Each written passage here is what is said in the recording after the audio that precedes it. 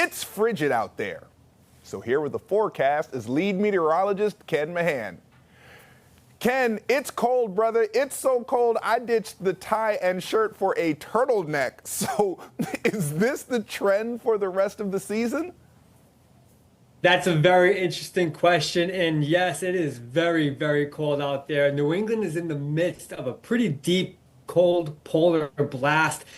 In fact, at least 35 of the lower 48 states are dealing with cold weather alerts to some degree as temperatures drop 10, 20, 30 degrees below average. New England's going to be dealing with this current cold snap through Thursday morning, but things are going to stay a little bit more cooler for the rest of the month. We are seeing that trend as you close out January into February, slightly below average. That's been the case all winter, a degree or two below average any spot across New England for the most part. That trend's going to continue on.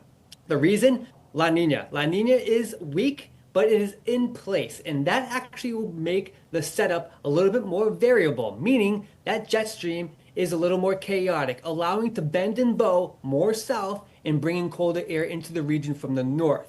A similar setup was done in 2013 and 2014's winter, and we actually saw cooler than average temperatures and just about the same amount of precipitation towards the record books. Looking to February, gonna actually see the opposite, where we actually could potentially see a little bit of a warm-up. So steady as it goes, cold still going to stay in place, but maybe there's some light at the end of the tunnel in February. Well, you mentioned precipitation, Ken. Snow, what are the models telling you? Are we going to get dumped on?